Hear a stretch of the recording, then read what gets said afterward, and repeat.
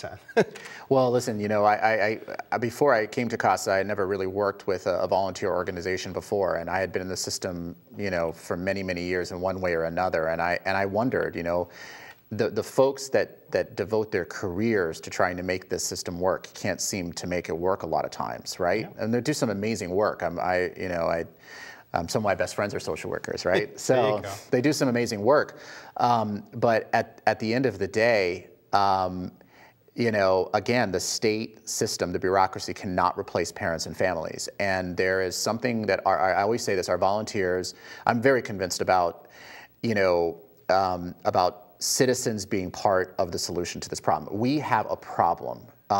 As I said, I was born into the system in 1975. Many of the same problems we had when I was a kid are you know, problems we've had generation after generation of children in this system. So they're issues that are not being adequately addressed. And so I always challenge people. I know, you know, as in any pool of people, you get some volunteers who are exceptional, you get some volunteers that you learn after they do the work, that maybe they're not the best fit for the role, like in anything.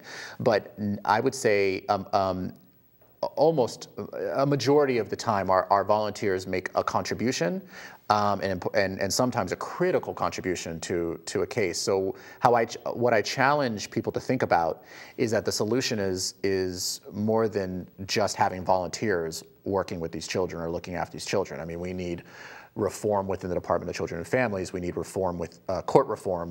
There's a lot of things that we need to reform. But you have thousands of community members across the state who are stepping forward to make an impact on this system. And you could have thousands more if we had the resources and the support to do it. So, that needs to be, you know, stated again. The volunteers are there, which is amazing. The volunteers are there to do this heavy lifting. Mm-hmm. It's just a matter of money for the organization to screen the proper volunteer, get the proper volunteer, to properly train them and properly supervise them. Yeah.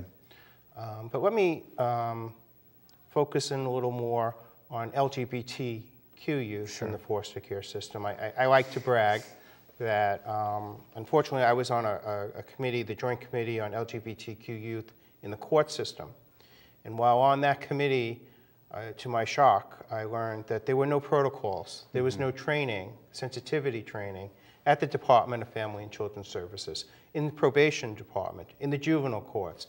Right. Nowhere in the Commonwealth of Massachusetts, at any agency that interacted with children, had any sensitivity. They have all these other cultural sensitivity training, but they didn't have with LGBT. And fortunately, I work at the CASA program, where, Charles, of course, you had protocols and you had training, which became the blueprint for all these other agencies. So I think that deserves mentioning, and they owe you a debt of gratitude, if you ask me. So now that I've established your credentials, what are the challenges faced by LGBTQ youth in the foster care system? You know, I was going to say, you know, believe it or not, when I was, I developed those protocol when I was managing an LGBTQ foster permanency program in California, and actually in the immediate Bay Area, and our offices were in Oakland and San Francisco. And believe it or not, we had some bureaucratic challenges to implement those protocol, even in San Francisco County and Alameda County, so an area that you would think, you know, would be very affirming and conscientious around this particular population. That wasn't the case. And I think that, I know we don't have a lot of time to go into it, but I think that a couple important points need to be made to anyone working with this population. First of all, we talk about foster youth being an invisible, overlooked population. If you want to, you know, delve even deeper, talk about particular segments or particular groups within foster youth are even more invisible and overlooked, and that not only includes, you know, LGBTQ youth, but it includes, you know, children of color and older youth, et cetera. So, but with LGBTQ youth, I think one of the most important messages that you really have to hit home with folks working with those youth is that it is not the responsibility of the youth, you know, to help those who are working with them to understand them. So it's not my responsibility for you to get me, right? It's the responsibility of the quote-unquote professionals to learn and to educate themselves. So for example, this is so fundamental, but you would not believe how many people who work with LGBTQ youth, and you could extend sort of the abbreviations to include intersex and include other populations, didn't even know what the T stood for, or the B stood for, or the I stood for whenever they would see these abbreviations. I mean, they didn't even have terminology, right? So for example, when we worked with transgendered youth, a common response was these kids are confused, or these kids are troubled, or it's very pejorative comments. And I think my challenge to anybody working with these youth is you should not be doing this work if that's your starting place. If you're uneducated or you're uninformed, your place should be, I don't get it, but it's my responsibility to get it. And it's my responsibility to aspire to be as affirming and non-judgmental as possible. So I have to educate myself. And the other thing is that I have to project safety for these kids, because if, for example, our kids, many of our LGBTQ youth who are in foster care, will hit the streets. They would rather couch hop or be homeless or moving from place to place, as opposed to being in a foster home where they're not being affirmed, and their foster parents are very damaging, emotionally damaging, and sometimes even physically damaging. We've had those types of incidences, or a group home where staff are relentless. And I might have shared this story with you in a previous taping, that in California we once had a case where a foster father's way of addressing his foster son's non-conforming gendered behavior was to put him in a dress and put makeup on him and say, look how ugly you are as a girl, why are you acting like a girl?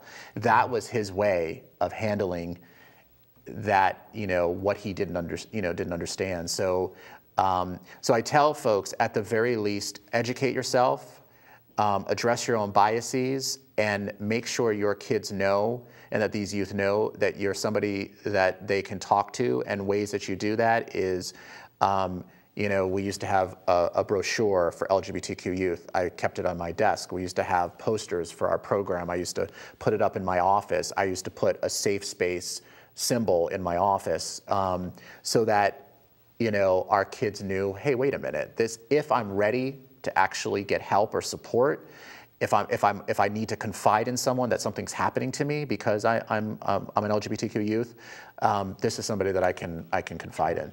And to underscore your point about many of these kids that prefer to be couch surfing or on the street than in the foster care system, current statistics are 40% of all unaccompanied homeless youth are LGBTQ. That's right. And that's outrageous. We're running out of time, of so course. I do want to hit the State House. You're having a program on the 24th up on Beacon Hill. Next Wednesday, which I think is the 25th. 25th. Uh-oh. Is it the 25th? Yes, okay. 25th. Sorry about that. 25th at 10 o'clock. Yep. And if anybody's interested, can I give our website? Or sure, please do. People can look at our website, which is Boston CASA, all one word, bostoncasa.org. And they can certainly contact somebody at the office. The event is at 10 o'clock at the State House if people want further details. But really what we want is we want our legislature, which in 20 seconds what I'll say is that the legislature seems to be motivated to do something about better protecting children who've experienced abuse and neglect. The challenge is I don't think they know where to go with this. There's so many pieces of legislation right now that is being passed around. My hope is this year something will come up to create some reform in this state around these children. And encourage the greater use of the Boston CASA program. I hope so, yeah.